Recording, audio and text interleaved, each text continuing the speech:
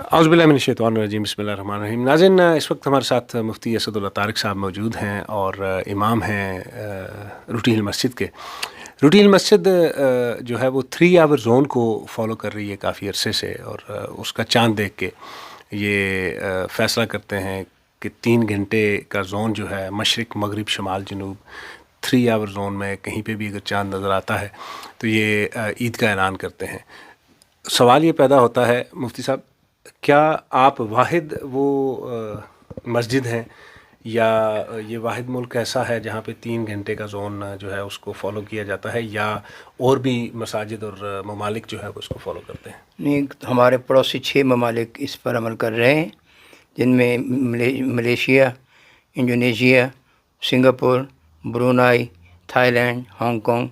اگر ہمیں بھی شمار کیا جائے تو ہم 7 ہو جاتے ہیں۔ تو 7 ممالک کا ایک مرکز ہے ملیشیا میں، گورنمنٹ آف ملیشیا اس کو ہینڈل کرتی ہے۔ وہ تمام انفارمیشن شہادتیں کلیکٹ کرتی ہے، کلیکٹ کرنے میں اس کو اسیس کرتے ہیں، پھر اس پر کنفرمیشن ہوتی ہے، فیصلہ ہوتا ہے، پھر وہ اس فیصلے کو جاری کرتے ہیں ان ممالک میں، اور تمام ممالک اس پر عمل کرتے ہیں۔ اگر ہم شامل ہو جائیں تو 7 ملک بن جاتے ہیں۔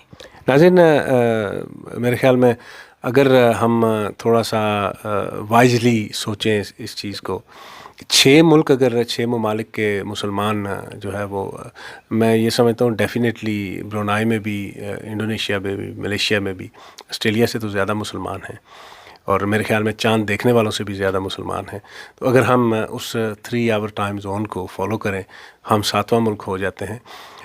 اختلافات اور لڑائیاں جھگڑے، ان کو اگر ہم پس پشت ڈالیں، اور جو ہمارے نبی کریم صلی اللہ علیہ وآلہ وسلم کا دین تھا، ایک چھوٹی سی بات، ایک روایت آپ سب نے کتابوں میں بھی پڑھی، میں تو بچپن سے یہ سنتا بھی آ رہا ہوں، پڑھتا بھی آ رہا ہوں، آپ نے بھی سنی ہوگی، کہ کوڑا پھینکنے والی خاتون جب بیمار ہوتی ہے تو وہ ان پہ کوڑا نہیں پھینکتی، تو وہ اس کے گھر تیمارداری کے لیے چلے جاتے ہیں، وہ پوچھنے کے لیے کہ آج کیا وجہ اس نے کوڑا نہیں پھینکا۔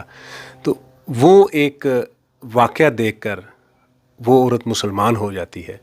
ہمارے نبی نے تو ہمیں تعلیمات پیار، محبت، امن، رواداری کی دیں، ہم کیوں چھوٹے چھوٹے مسئلوں میں پڑے ہیں؟